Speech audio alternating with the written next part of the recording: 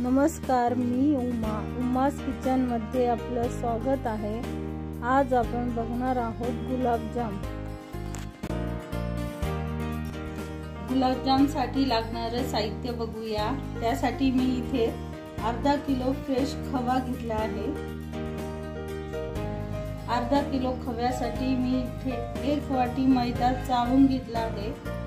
वेलची पावडर, थोडासा खाण्याचा सोडा आणि गुलाबजाम साठी पाक करण्यासाठी मी इथे एक छोटं पातेलं भरून साखर घेतली आहे। सगळ्यात आधी आपण पाक करायला ठेवूया। त्यासाठी मी पातेल्यामध्ये साखर घातली आहे। त्याच पातेल्याने मी इथे 2 पातेलं भरून पाणी घालणार आहे। 1:2 असं प्रमाण घ्यायचं आहे, कारण की गुलाबजामचा पाक हा घट्ट नसतो, थोडा पातळ असतो। एक पातेलं भरून साखर, 2 पातेलं भरून पाणी घेतलं आहे। आता आपण पाक करायला ठेवूया। हा पाक फार घट्ट करायचा नाहीये, खूप पातळही करायचा नाहीये। आता हा पाक तयार होईपर्यंत आपण गुलाबजामचं पीठ मळून घेऊया। सगळ्यात आधी आपण खवा व्यवस्थित मळून घ्यायचा आहे।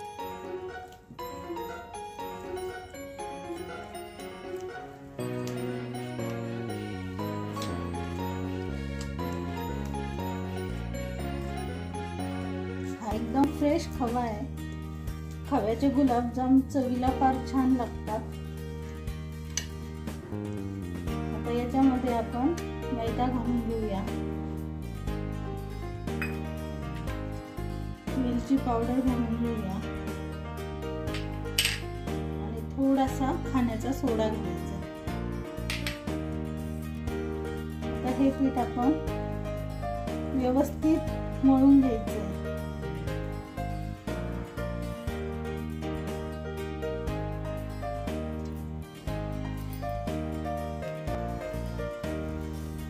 आपला मैदा खव्यामध्ये व्यवस्थित मळला गेला आहे। जर खवा कोरडा असेल, ड्राय असेल तर तुम्ही त्यात थोडंसं दूध घालू शकता, पण जर खवा ओलसर असेल तर दूध घालण्याची गरज पडत नाही, तो व्यवस्थित मळला जातो। हा फ्रेश खवा असल्यामुळे मी इथे दूध वगैरे काही घातलेलं नाहीये, पण खवा जर थोडासा ड्राय असेल तर तुम्ही थोडंसं दूध घालू शकता। आता हे व्यवस्थित मळून झालं आहे। आता आपण गुलाबजाम करताना त्याला कुठलीही प्रकारची भेग, चीर जायला नकोय, अगदी प्लेन व्हायला पाहिजे इतकं हे मळून घ्यायचंय आणि एकसारखे आकाराचे गुलाबजाम करून घ्यायचे। आता आपलं पीठ व्यवस्थित मळून झालंय, खवा व्यवस्थित मळून झालेला आहे। आता आपण एकसारखे आकाराचे गुलाबजाम करू शकता। तुम्हाला गुलाबजाम ज्या शेप मध्ये आवडेल त्या शेप मध्ये तुम्ही करू शकता। लांबट गोल, साधे गोल, मी इथे गोल आकाराचे गुलाबजाम करत आहे। तुम्हाला जी साईज आवडेल लहान बारीक त्या साईज मध्ये तुम्ही गुलाबजाम करू शकता। गुलाबजाम करताना थोडा दोन्ही हातांनी दाबून करायचे, एकसारखे गोल करायचे।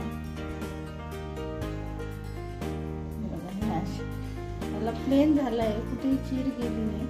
तुम्हाला आवडेल त्या साईज मध्ये तुम्ही गुलाबजाम करू शकता। आता मी सगळी गुलाबजाम करून घेते।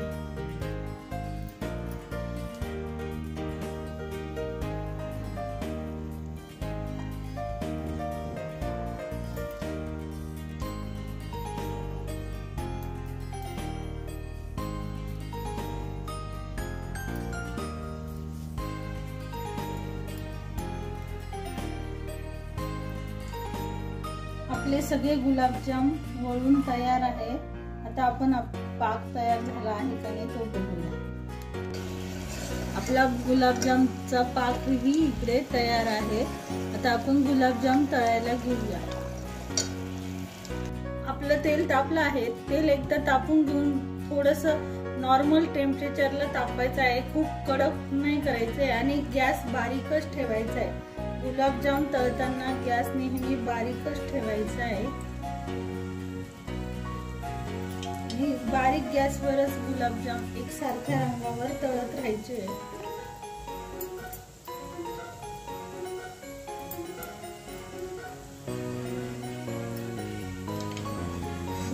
तळताना ते एकसारखे हलवत राहायचे, नाहीतर ते लगेच जळतात. त्यांचा रंग एकसारखा येतो.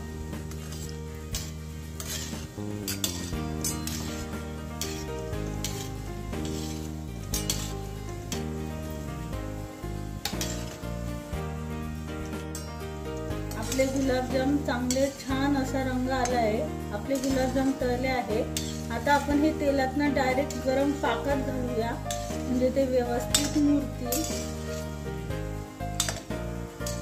तुम्हाला जसा रंग आवडेल तसं तुम्ही बारीक गॅसवर थोडा डार्क रंगही करू शकता. आता आपण हे डायरेक्ट पाकात घालूया.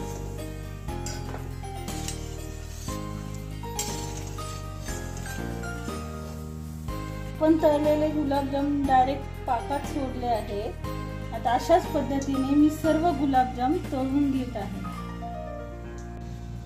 आता आपण अशाच पद्धतीने अजून काही गुलाबजाम तळून घेऊया.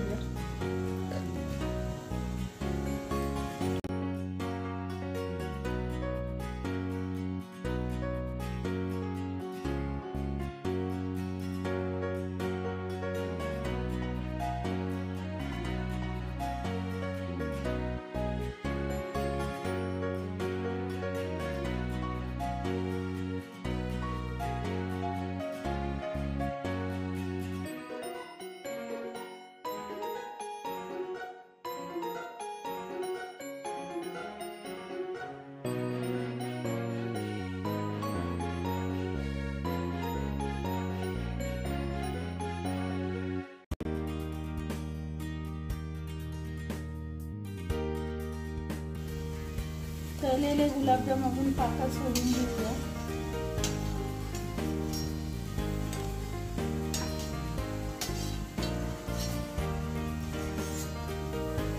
आता हे गुलाबजाम आपले पाकात अर्धा एक तास तरी मुरून द्यावं लागेल, म्हणजे हे आपले गुलाबजाम छान मुरतील.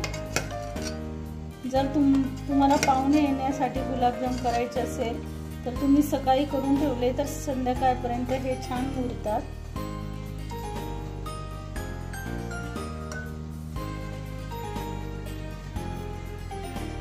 आपले गुलाबजाम तयार आहे. जर तुम्हाला माझा हा व्हिडिओ आवडला असेल तर तुम्ही माझ्या चॅनलला लाईक करा, सबस्क्राईब करा, शेअर करा आणि जर तुम्हाला रेसिपी आवडली असेल तर कमेंट नक्की करा.